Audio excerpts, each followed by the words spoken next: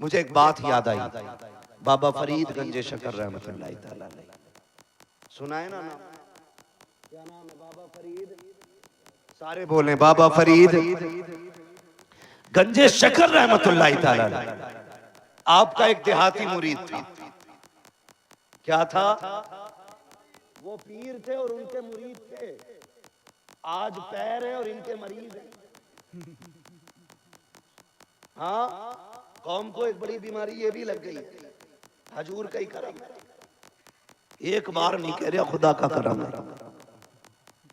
हजूर का ही करम है। दुकान कैसे चल रही है? बस हजूर का करम है। खेती कैसी हुई? हजूर का करम है। भाई कैसा है? बच्चे ठीक? हाँ हजूर का करम है। भूल गए तुम? भूल गए? याद नहीं रहा?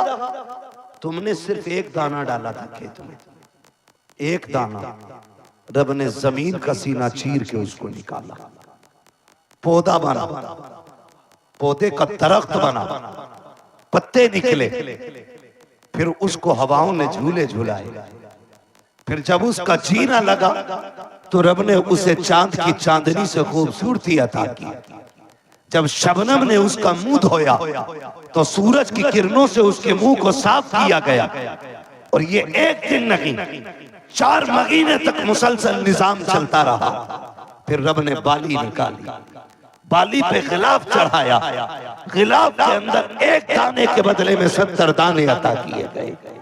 और 70 दाने भी इतनी सेफ्टी के साथ था कि तुम 500 का नोट उतना संभाल के नहीं रखते जितना रब ने गेहूं का एक दाना संभाल के रखा है। तुम 50,000 की गड्डियां उतनी संभाल के नहीं रखते हो जितना रब ने चावल को धान के कबर के अंदर पैक किया है। 1000 बारिशें आके चली जाएं लेकिन चावल तक पानी नहीं पहुंचता है। 1000 तूफान आके चले जाएं लेकिन गेहूं का कबर इतना मजबूत है कि उसके अंदर पानी नहीं पहुंचता है। मुझे बता दो सही, ये हिफाजतें किसने दी थी? ये बरकतें किसने दी थी? जब फसल अच्छी होती है तो कहते हो मैंने दवा अच्छी डाली थी। पीर के पास से डोरी लेके आया था, उसने पानी पड़ के दिया था, तब खेती अच्छी हुई है। जब तूफान में आके खेती मारी जाती है, कहते हो हालात ने मार डाला है, मौसम ने मार दिया है। और तुम्हें खुदा का वास्ता नुकसानात को सिर्फ खुदा की तरफ करते हो, बरकतों को पीरों की तरफ करते हो। जब फसल अच्छी हो तो ये कहा करो कि रब के करम से हो रही है। नुकसान हो जाए तो कह दिया करो मेरे अमल की वजह से हो गया। अल्लाह अकबर। जवाब दें भाई, सुभान अल्लाह, या रसूल अल्लाह, अल्लाह अकबर, या रसूल अल्लाह, जिंदाबाद जिंदाबाद। ओ भाई, ये सोच कर मत बैठना मैं तुम्हें जन्नत बांट के जाऊंगा। मैं तो कहता हूं जो फ्री जन्नत बांटते हैं उनका नंबर मुझे भी दे, जन्नत मुझे भी चाहिए। हम उनके घर जाके लेके आएंगे। हमें इतना पता जन्नत इतनी सस्ती होती ना तो 313 सर से कफन बांध के बद्र में ना उतरे होते। मुश्किल है ओ मेरे अजीज, बात बात में ना रब को ना भूल, अपने रब को याद रखो। माफ कीजिएगा कड़वी बात है कहने लगा हूं नूरे मुजस्सम भाई। हमें बचपन याद है जब महफिलें शुरू होती थी ना तो पहले रब की हम्द से आगाज होता था। आज होता है? होता है? तरतीब ये होती थी, पहले हम्द होती थी फिर नात होती थी। आज सब कुछ खत्म। क्यों? हम अपने तरीके भूलते जा रहे हैं। वो कहा था किसी ने, आज ही अच्छे साउंड आ गए, आज ही को आ गया। पहले बिना माइक के भी मिलादे होती थी। लोग कहते हैं दौर अच्छा है, देखा आवाज कितनी क्लियर आ रही है। मैं कहता हूँ वो अंधेरा ही भला था कि कदम राह पे थे, रोशनी लाई है मंजिल से बहुत दूर हमने। आज अल्लाह अल्लाह करने वाले नहीं रहे। महफिलों का आगाज हम्द से होता था, आज पूरी महफिल खत्म हो जाती है, हम्द का एक शेर सुनने नहीं मिलता। ये दुख की बात नहीं है। और ऐसे ही हमारे नजरिए हो गए। पीर भी एक बार नहीं कहता चल अगरबत्ती यहां लगे ना लगे, माँ के पैर जरूर दबा लिए जाके। वो भी कहने तैयार नहीं। वो कह रहे अम्मा की ड्यूटी लगा ली तो फिर मेरी बारगाह में भीड़ कैसे होगी। हाँ, यहां भीड़ कैसे होगी। बस नहीं चलता, वरना ये बीजेपी की तरह 50-50 रुपए में लोग लाके भीड़ करें। ये हालात हमारे हो गए। अल्लाह वालों की आदत ये होती थी कि वो भीड़ से भागते थे, और आज भीड़ चाहते हैं हम लोग। आज हम चाहते हैं जमघटा हो, लोग हाथ चूमने वाले हो।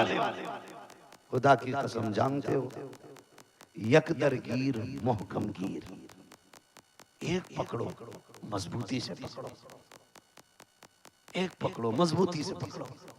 हमारे रिश्ते कमजोर हो गए, रिश्ते कमजोर। तो पीर हुए कि बाबा फरीद गंज शकर रहमतुल्लाह अलैह। और आज ना पीर बनना बहुत आसान भी है। अब्बा मरे, बेटे को पगड़ी बांध के बैठा दो। ऐसा लगता है कि ये पीरा मुरीदी का मसला नहीं, ये जायदाद का मसला है। ये विरासत तो तुम्हें ही मिलनी है, नाती तो पूरी कर लो इसे। नमाज माफी जी याद करा देंगे, दुआ मौलाना याद करा देंगे, और चलाने के लिए तो बेवकूफ मुरीद है ही। एक मसला पीर से नहीं पूछेगा। हाँ सही बता रहा हूं, कितने पीर ऐसे हैं अगर पूछ लो इस्तिंजा करने का तरीका नहीं आता, और अपने आप को गजाली दौरा समझे बैठे। ऐसे धोखे में डूब गए हम जाकर के। यही मसला मुरीदों का भी। हम भी मुरीद होते टाइम पूछें, सोचते हैं कि मुरीद हो जाओ, डोरी तो मिलती रहेगी, तावीज होता रहेगा, यही असल है। नहीं, दिल देना है तो फिर दो दे, और ऐसा दो कि दिल में सिर्फ वही रहे तुम जिसे दिल दे रखे हो। हजरत बाबा फरीद गंज शकर रहमतुल्लाह अलैह। इस पंखे को उधर घुमा दो भाई थोड़ा। क्या नाम लिया? बाबा फरीद गंज शकर रहमतुल्लाह अलैह। आपका ना एक मुरीद था, मुरीद साल में एक बार आता था मिलने के लिए। कितने दिन? अब सारी पंखा बंद करेंगे क्या? कितने दिन में आता था मुरीद? कितने दिन में?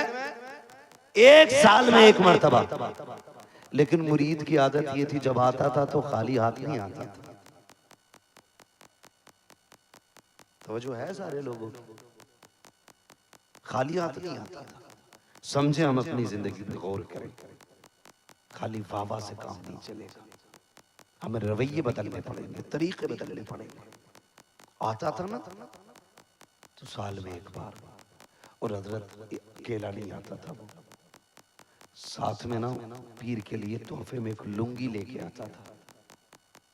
लुंगी बाबा फरीद के लिए, देहाती था, उसके इलाके में लुंगी का कपड़ा अच्छा होता था, वो लेके आया करता था। एक साल वो नहीं आया। क्यों नहीं आया जानते हो? इसलिए नहीं आया कि उसके पास लुंगी खरीदने का पैसा नहीं था। इसलिए नहीं आया कि उसके पास पैसा ताकि नहीं लुंगी खरीदने का। उसने एक साल बहुत मेहनत की, बहुत मेहनत की। दूसरे साल में उसने 2 लुंगी खरीदी, एक पिछले साल की और एक मौजूदा साल की। अब के साल 2 लुंगी लेकर के पीर की बारगाह में गया और जाके सलाम किया। सलाम करने के बाद ना हुजूर ये तोहफा लाया, तोहफा लाया। पीर साहब के जुमले सुने, कहने लगे यार पिछले साल क्यों नहीं आए थे? कहा हुजूर आप तो जानते ही गरीब हूं मैं, और लुंगी खरीदने के पैसे नहीं थे, इसलिए मैं पिछले साल आया ही नहीं। तो आपने ना लुंगियां ली, और लेने के बाद दोनों एक जगह रखी और उनमें आग लगा दी। क्या किया? बोले जरा, समझ रहे हैं ना क्या किया? आग लगा दी। जब आग लगाई मुरीद तड़प गया। सरकार क्या पसंद नहीं आई? हजरत मैं तो इस बार बहुत अच्छी लेके आया था। सरकार बताए ना कि आपको इसका रंग अच्छा नहीं लगा या कपड़ा अच्छा नहीं लगा। सरकार इसमें आग क्यों लगा दी आपने? अल्लाह अकबर। बाबा फरीदगंज शक्कर की आंख में आंसू आ जाते हैं। कहते हैं यार तुझे पता है 1 साल तेरी जुदाई में कैसे कटा है? तेरी 1 साल तक इंतजार किया मैंने। जब तुझे आना था तू नहीं आया। फिर उसके बाद तेरी दूरी का दर्द इतना बढ़ गया कि इतनी मुश्किल से ये वक्त कटा है। और तूने ये बताया कि ये लुंगी नहीं खरीद पाया इसलिए तू नहीं आ पाया था। उसने कहा यार मैं आज कानून बना रखा हूँ, इस लुंगी की वजह से तू 2 साल के बाद आया है। मैं ये कहता हूँ उस चीज को आग लगा दो जो यार को यार से जुदा कर दे। मैं कहना चाहता हूँ जो चीज उम्मत को मुस्तफा से जुदा कर दे उसे भी आग लगा दो। जो बंदे को खुदा से जुदा करते उसे भी आग लगा दो। वो काम करो जिससे खुदा भी राजी हो जाए, मुस्तफा भी राजी हो जाए। नारे तकबीर, नारे रिसालत, जश्न ईद मिलादुन नबी, जश्न ईद मिलादुन नबी, मसलके आला हजरत। तो ये हमारे बीच बहुत सारी चीजें आ गई। एक बात कही जाती है क्या करें मजबूरी, ये दौर ऐसा है, दौर को बदनाम करते हैं। हम लोग कहते हैं क्या करें मजबूरी हमारी, वक्त ही ऐसा चल रहा है, नहीं कर सकते। वो कहते हैं मौलाना औलाद के साथ चलो वरना नहीं रह पाओगे दुनिया में। मैंने कहा तुझे पता नहीं है हुजूर के गुलाम वक्त के साथ नहीं चलते, वक्त हुजूर के गुलामों के साथ चला करता है। हाँ, अगर वक्त बिगड़ेगा तो क्या आप सच भी नहीं कहोगे? वक्त बदलेगा तो क्या आप हक भी नहीं कहोगे? वक्त कोई भी हो, बुरे से बुरा वक्त भी उस वक्त से ज्यादा बुरा नहीं हो सकता जब सिर्फ 39 ने कलमा पड़ा था। 40वें की बारी थी, उससे बुरा वक्त कब आएगा? क्या ताइफ से भी बुरा वक्त है ये? क्या करबला वालों से ज्यादा खतरनाक वक्त ये है? अभी हमारे गिरबान नहीं पकड़े गए, अभी हमें जेलों में नहीं डाला गया, अभी बच्चे नहीं मारे गए, फिर भी लोग कहते हैं थोड़ा डर के रहो, थोड़ा दब के रहो। खुदा की कसम खा के कहते हैं हम हर मामले में समझौता करने तैयार हैं, लेकिन जब बात अल्लाह और उसके रसूल और उसके दीन की आएगी ना हम हालात से डरते हैं ना वक्त के फिरौन से डरते हैं। खुदा की कसम हम दीन के लिए जान भी दे सकते हैं, खानदान भी दे सकते हैं। यही सच है, यही सच है। हाँ ओ मेरे भाई, हालात रवैये अपने अच्छे करो, अपने अच्छे करो, अपने आप को बदलो। क्या दौर मुश्किल नहीं है तुम्हारे लिए? है ना? लेकिन कितना भी मुश्किल हो जाए हमें डर नहीं लगता, हमें डर नहीं लगता। हमने पहले भी खुल के कहा था और फिर कह रहे हैं खुदा की कसम मुसलमान तुम्हारी खैरात पे नहीं, मुसलमान अजमेर वाले की खैरात पे पल रहा है। तुम जितना चाहो मुश्किलें खड़ी कर दो, मुसलमानों की पेंशन बंद, मुसलमानों की नौकरियां खत्म, मुसलमानों का जो भी आरक्षण था खत्म, सब कुछ कर लो, फर्क नहीं पड़ेगा। हम पंचर वाले कहे जाते हैं ना, शुक्र है पंचर वाले हलाल की खाते हैं, हराम की नहीं खाया करते हैं। अब्दुल्ला पंचर वाला और अब्दुल्ला, खुदा की कसम अब्दुल्ला से प्यारा नाम ही कोई नहीं। हमें कहो तो अब्दुल्ला, ताकि पता चले कि हम रब के बंदे हैं, इबलीस के बंदे नहीं हैं। हम रब के बंदे हैं। आपसे इतनी गुजारिश है मेरी, आप ना ये नियत और भरोसा रखें कि रज़ाक अल्लाह है। कौन है? रज़ाक।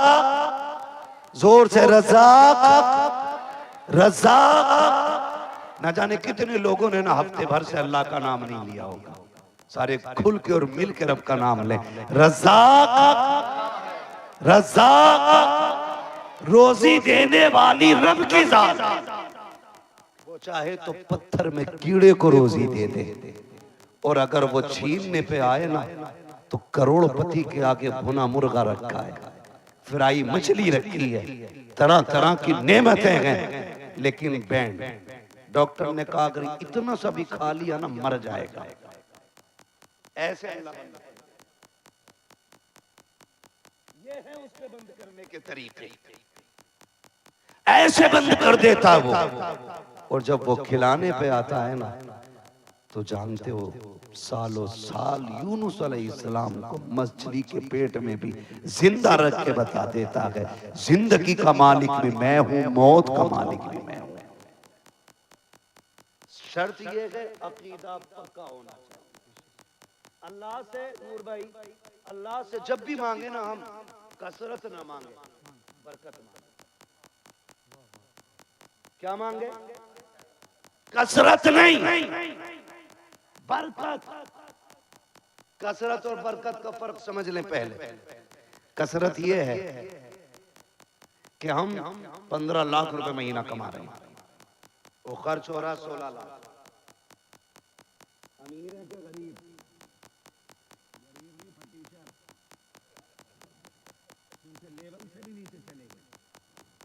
15 कमा के 15 ही खर्च कर लो तो गरीब, और 15 कमा के 1 लाख का कर्जा खर्च हो रहा है, तब बोले ये सच्चाई भी जान ले आप।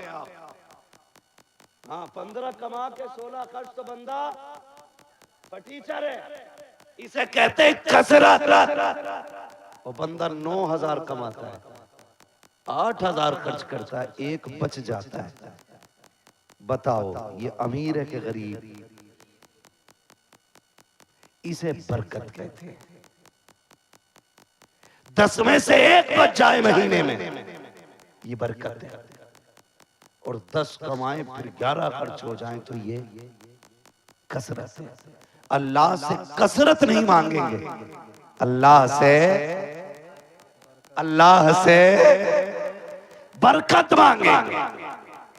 हमें बरकत मांगनी चाहिए, कसरत नहीं। जब से हमारी नीयत में कसरत आई है, हमें अंधा करके रख दिया है। हराम हो के हलाल हो, इकट्ठा होना चाहिए। आलीशान बिल्डिंगें हो, शानदार गाड़ियां हो, जरूरत के लिए नहीं, शानो शौकत के लिए करते हैं। जानते हो प्यारे, जब से ये नीयतें बदली हैं उस वक्त से खैरियत नहीं है। आप तरीका अपना देखें।